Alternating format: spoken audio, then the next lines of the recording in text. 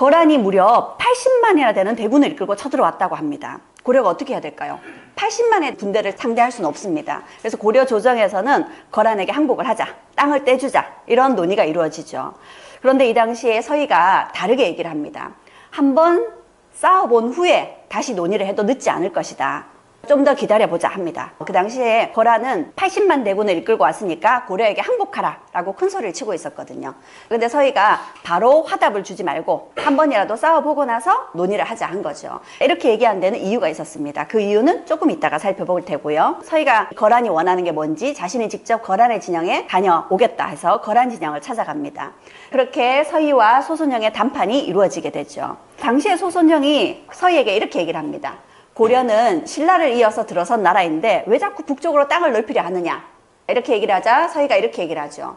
우리는 고구려를 계승한 나라다. 그래서 나라 이름도 고려라고 했지 않느냐. 그러니 고구려 땅을 되찾는 건 당연한 일이다 라고 얘기를 하죠. 그러자 소손영이 또 다른 핑계를 댑니다.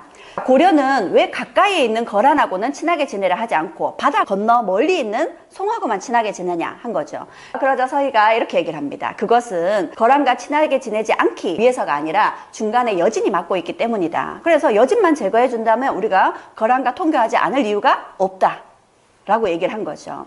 여기에서 서희가 이 두 마디 얘기를 했는데요. 아주 중요한 얘기입니다. 첫 번째, 서희가 고려가 고구려를 계승한 나라다라는 거를 대외적으로 얘기를 한 겁니다. 우리 역사에서 굉장히 중요한 의미가 있는 말이고요. 그 다음 또 한 가지가 지금 거란이 원하는 것은 고려와 통교를 하는 겁니다. 그런데 그 통교를 고려가 못하는 까닭이 고려 탓이 아니라 여진 탓이다 라고 돌린 거죠. 그래서 여진의 문제만 해결해주면 우리가 너희들이 원하는 대로 통교할 수 있다라고 한 거죠. 그러니 내 탓이 아니라 여진과 거란이 해결할 문제다. 이렇게 공을 상대에게 넘긴 겁니다. 이런 게 아주 탁월했던 서희의 언변이라고 볼 수 있겠죠. 서희가 이렇게 소손영과談판장에 나올 수 있었던 데에는 나름 믿는 구석이 있었던 거죠. 서희가 아까 여기에 있는 여진만 쫓아내준다면 거란과 통교할 수 있다라고 얘기를 해서 이 여진 문제를 해결해 달라고 거란 측에 넘기게 됩니다. 그래서 결국 거란이 고려와 통교를 하기 위해서 여기에 있는 강동 6주 땅을 고려에게 넘겨주게 되죠.